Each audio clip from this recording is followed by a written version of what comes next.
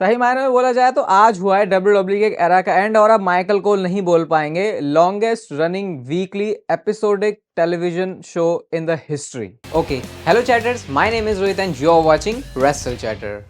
तो इस वीडियो में बात करने वाले हैं आज हुए मंडे नाइट रॉ के बारे में, जिसको कि आखिरी बार यूएसए नेटवर्क के ऊपर एयर किया गया था इतने सालों के बाद। अब ये जो है 22-23 साल बाद पहली बार ऐसा होगा कि ये शो जो है रुक रहा है। बाकी अब डब्ल्यूडब्ल्यू ने आगे के लिए भी अच्छी प्रोग्रेस करी और अगला जो रॉ का एपिसोड होगा वो होगा नेटफ्लिक्स में। बाकी कंफ्यूज मत होना, इंडिया के हिसाब से सोनी पे आने वाले, टेंशन वाली कोई बात है नहीं, मैंने आपको सब बातें बताई हैं। लेकिन सबसे पहले स्टार्ट करते हैं इस बार मंडे नाइट रॉ को।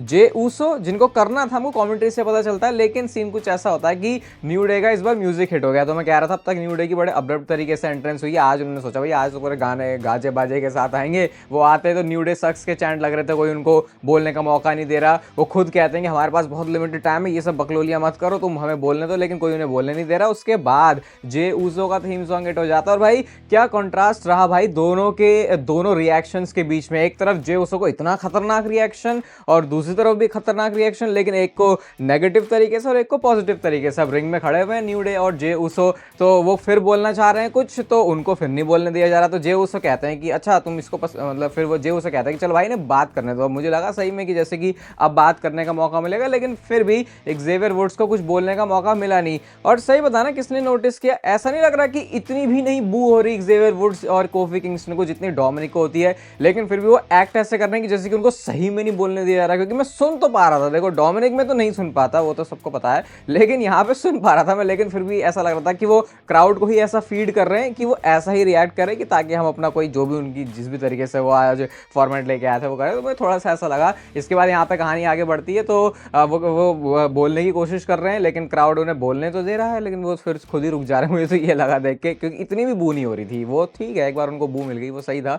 इसके बाद क्या होता है, वो कहते हैं कि जे ऊसो कहते हैं मैं तो एक ही बात बोलना चाहूँगा और वो है न्यू डे सक्स। बस इतना उन्होंने बोला और उसके बाद न्यू डे सक्स के चैंट लग रहे थे। कोई मतलब नहीं बना वैसे यहाँ पे न्यू डे को लेके आने का, बस डब्ल्यूडब्ल्यू ये दिमाग में ऐसे डालना चाह रही है कि देखो इनको कितनी तगड़ी बू हो रही है, जो कि हो भी रही है, लेकिन इतनी नहीं हो रही कि वो माइक से बोल ही ना सके। मुझे पर्सनली ये फील हो, बाकी आप बताना आपको क्या लगता है। उसके बाद वो चले जाते हैं। अब जे ऊसो कहते हैं भाई हमारे पास और भी बहुत सारे मुद्दे हैं, सोलो सिकोआ नई ब्लड लाइन में आ गया है, ये हमारे पीछे पड़ा हुआ है, मैकइंटायर भी है, इस बंदे को मैं आज सही तरीके से देख लूंगा। सीधा उन्होंने मैकइंटायर को एक तरीके से चैलेंज सही कर दिया, भाई आ निकल के तुझे बताता हूँ। मैकइंटायर तो नहीं आया, लेकिन सोलो सिकोआ आ गया और सोलो सिकोआ कहते हैं भाई तुमने कितनी बड़ी गलतियां कर दी है कि तू रोमन रेंज की ब्लड लाइन में चला गया, बहुत भारी मिस्टेक हो गया है तुमसे। अब नेक्स्ट मंडे नाइट रॉ में मैं रोमन रेंज को तो हराऊंगा ही, और तुम्हारे पास मुझे एक्नॉलेज करने के अलावा और कोई ऑप्शन बचेगा भी नहीं। ये ऊला फाला मेरे पास ही रहने वाली है और मैं ही रहूंगा तुम्हारा ट्राइबल चीफ। इसके बाद क्या होता है इन सारी बातों में, क्योंकि वो थोड़े से बिजी थे, जे ऊसो कुछ बोल रहे होते हैं माइक पे, लेकिन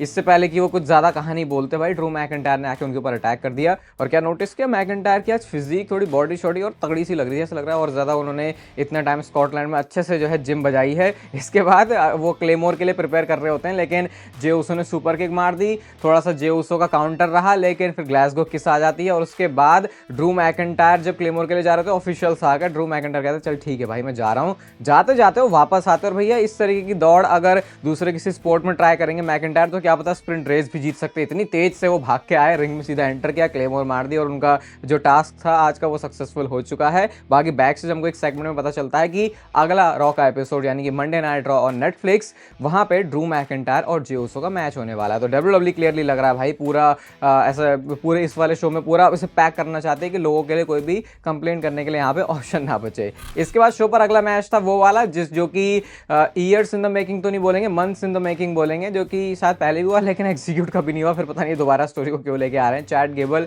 वर्सेस ओटिस का मैच को देख के ही ऐसा लग जाएगा कि हाँ भैया इन दोनों के बीच में कितनी सारी जो पर्सनल प्रॉब्लम्स है वो रही है। कैटरपिलर लगा दिया था वैसे तो ओटिस ने, लेकिन रोप्स पे पैर आ जाता। इसके बाद अमेरिकन मेड भी मारने लग जाती है उनको, अकीरा टोजावा को, तो ओटिस बचाने के लिए आते हैं। मैगजीन ने उधर आईवी नाइल को मार दिया। एंकल लॉक दोनों ही खेल रहे हैं, चैट गेबल भी लगा रहे हैं, ओटिस भी लगा रहे हैं, लेकिन एंड में आईवी नाइल ने जो है थोड़ा डिस्ट्रैक्ट कर दिया उनको, जिसकी वजह से एंकल लॉक के ऊपर इस बार टैप आउट कर दिया ओटिस ने और वो मैच जीत गए, जो कि ऑब्वियस भी था क्योंकि चैट गेबल हारने नहीं वाले थे। डब्ल्यूडब्ल्यू उनको थोड़ा सा दिखाती है ठीक ठाक सा। अगला सीन तो भाई शुरू होते ही खत्म हो गया। आर-ट्रूथ अपनी एंट्रेंस करते अपना बढ़िया गाना वाना कॉन्सर्ट वाली वाइब दे रहे होते हैं जैसे वो हमेशा अपनी एंट्रेंस पर करते हैं। पीट डन ने आके उनके ऊपर अटैक कर दिया और मैं तो सही में इतना ज़्यादा बुच बोल दिया है ना R-Truth ने कि मैं भूल ही गया हूँ कि यार अब इनको पीट डन बोलना है। तो वो दिमाग में कहीं ना कहीं बिठा दिया है WWE ने, जो वो उस वाली स्टोरी में चाहते थे। लेकिन इसका जो भी है आउटकम है, जो भी इस स्टोरी से निकलने वाला, इतना भी कुछ बहुत खास है नहीं। देखो अगला मैच होता है ये इंटरकॉन्टिनेंटल चैंपियनशिप के लिए जो टूर्नामेंट चल रहा है, डेकोटा काई वर्सेस ज़ोई स्टार्क के बीच में। ठीक है भाई, क्या ही बात करो मैं इसके बारे में, जब होगा फाइनल्स तो देख लेंगे। एंड में इस वाले मैच को डेकोटा काई ने जीत लिया। इसके बाद शो पर आता है मैच 6 मैन टैग टीम वाला, judgment day versus Damian Priest and War Raiders. बहुत सारे मस्त कमाल के आपको मूवमेंट्स इस वाले मैच से मिल जाएंगे।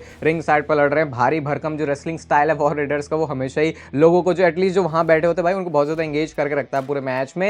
एंड में डेमन प्रीस्ट ने डोमिनिक मिस्टीरियो को बजा दिया, पिन कर दिया और वो मैच जीत गए। लेकिन भाई ये कहानी का मतलब क्या है? ये तो ऐसा है कि भाई कुछ नहीं समझ में आ रहा ना, तो चलो एक काम कर दो, फिन बैलर से तुम अटैक करवा दो डेमन प्रीस्ट को। ये सबसे सेफेस्ट भी क्या बोल रहा हूँ मैं इसे, इसमें मतलब लॉजिक भी कितना ही दिखा दो कि भाई एक ही चीज को बार बार दिखाया जा रहा है, वही चीज घुमा फिरा के शोज में हो रही है। इस रॉ में कोई मार देता है, मतलब एंड में WWE इसको जहां भी लेके जाने वाली है, इस वाली स्टोरी में वो एलिमेंट्स उतने नहीं है जो कि मुझे इसमें सही बताऊं तो इंटरेस्ट दिलवा पाए। जबकि यहाँ पे फिन बैलर है जिनको मैं बोल रहा हूँ भाई बहुत ज्यादा गलत हुआ है उनके साथ, अंडररेटेड भी है उनको बोलते हैं, लेकिन फिर भी स्टोरी तो ऐसी दो कि लोगों को इंटरेस्ट आए। थोड़ी भाई बंदे को टीवी पे ला रहे तो हम खुश हो जाएंगे। तो मैं तो डिसअपॉइंटेड ही हूँ जो भी चल रहा है अभी डेमन प्रीस्ट और फिन बैलर के बीच में। एटलीस्ट इनको कोई एक एंगल, कोई चीज तो डालो कि हमको याद रहे कि क्या हुआ था। ये तो अभी कुछ करते हैं फिर नेक्स्ट वीक कि क्या किया था भाई, याद ही नहीं रहा, तो उससे पता चलता है कि कुछ चल नहीं रहा है यहाँ पे। नेक्स्ट होते हैं लुडविग काइजर और अपनी वो तारीफें कर रहे होते हैं कि भाई मैं ऐसा हूँ, मैं वैसा हूँ। थोड़ा जो गुंथर के बारे में बोलने की आया था, थोड़ा खुद के बारे में भी वो बोल रहे थे। बुलाते तो वो ब्रॉन ब्रेकर को है, लेकिन निकल के आ जाते हैं शेमस। सीधे ही आते उन्होंने गुस्से में जो है उनके ऊपर अटैक किया है। लुडविग काइजर ने पता नहीं वो आंख में उंगली सी कर दी शेमस के, लेकिन फिर भी उससे भी पार पा लिया शेमस ने। वो मारने के लिए जा रहे होते हैं उनको, ब्रो किक उन्होंने मारी कि नहीं मारी समझ में सही से आया नहीं मुझे, या तो वो एस्केप किया या फिर वो लगी इस तरीके से कि लुडविग काइजर तुरंत ही बाहर की तरफ चले जाते, लेकिन उसके बाद वो जाके बैठे हुए थे। तो अब ये इनकी भी फ्यूड को, ये वही हिसाब किताब हो गया, मैं थोड़ा बोलूंगा डेमन प्रीस्ट और ये फिन बैलर के जैसा। यहाँ पे भी क्यों कर रहे हैं, क्या कर रहे हैं, सिर्फ ये थोड़ी होता है आके मार दो भाई। कोई प्रोमो में कुछ हमको बात तो बताओ जिसकी वजह से स्टोरी में इंटरेस्ट डेवलप हो। तो यहाँ पे भी लग रहा है भाई WWE पूरा लैग कर रही है। अगला मैच जो है शो पर भाई, वो मैं कह सकता हूँ पूरे मंडे नाइट रॉ का सबसे बढ़िया मैच है, लायरा वाल्किरिया वर्सेस इयो स्काई के बीच में। एक आपको बढ़िया सा क्लासिक रेसलिंग मैच टाइप कुछ एंजॉय करना तो ये वाला मैच आप जाके जो है जरूर देखना। ये भी इसी टूर्नामेंट के अंदर था और एक शॉकिंग विक्ट्री बोलेंगे क्या हम इसको, क्योंकि लायरा वाल्किरिया ने हरा दिया है इयो स्काई को। इयो स्काई आपको पता है काफी टॉप अभी सीन में हम उनको रखते हैं विमेंस डिवीजन में, लेकिन लायरा वाल्किरिया भी जिस तरीके से NXT से आई है तो बड़ी विक्ट्री थी उनके लिए।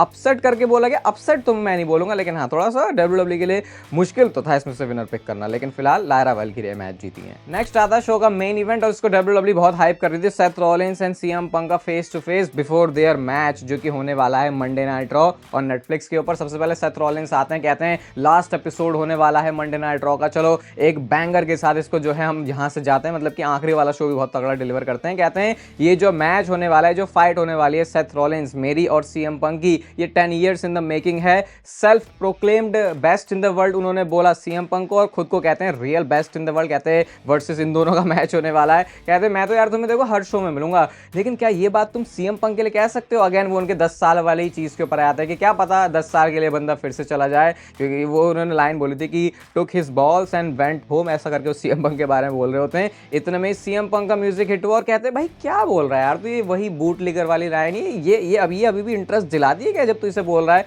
इसके बाद वो एक नैरेटिव सेट करना चाहते हैं CM पंक। कहते हैं कि भाई तेरे को प्रॉब्लम इस बात से नहीं है कि मैं 10 साल के लिए इन लोगों को छोड़ के चला गया था, ठीक है, इनको किसी ने नहीं छोड़ा, तो ये प्रॉब्लम इसलिए है क्योंकि मैंने तुझे अबैंडन किया था और यही तेरी असली में प्रॉब्लम है। तू पिछले 10 सालों की बात कर रहा है, let's talk about last 10 months। और इसके अंदर वो बताते हैं कि कैसे सुनामियां पड़ी हैं। नहीं, सबसे पहले तो उन्होंने ऐसे पूछा कि तेरी नेक कैसी है, तेरे लेग कैसे, तो भाई लिटरली से पैर वैर ऊपर नीचे उठा के कर रहे थे, ऐसे करते हाँ भाई सब बढ़िया है, ऐसे करके बता भी रहे होते बिल्कुल लिटरली CM पंक, मेरा सब कुछ बढ़िया है। कहते सुनामियां तूने खाई हैं, लेकिन भाई मैंने क्या किया, मैंने उस ब्रॉन्सन रीड को तो इंजर्ड करवा दिया। तो कहते तू नहीं कर पाया भाई, ये तो थोड़ा सा उनको वो चिढ़ाने की कोशिश करते हैं। सिंपल सी बात है भैया CM पंक की। कहते हैं मैं तो भाई पैसे बनाने के लिए आया, वही चीज मैं कर रहा हूँ, नेक्स्ट वीक भी मैं यही करने वाला हूँ, लिटिल ब्रदर, ऐसा करके उन्होंने कॉल किया। अब जो सेथ रॉलिंस वही बोल रहे थे भाई लिटिल ब्रदर क्या है यार, तू भी कैसी ये लाइनें बोल रहा है, ये सारी चीजें अब काम नहीं करती। कहते बहुत सारे लोग चले गए, जैसे कि मेरी बीवी भी चली गई एक बच्चे को रेस करने के लिए, और ये वो चीजें जो कि शायद तू कभी समझ ना पाए, और ये इतना पर्सनल। यहाँ से तो भाई एक के बाद एक जो लाइन ठोकी है भाई सेथ रॉलिंस ने, ये भी बहुत पर्सनल चीज थी, क्योंकि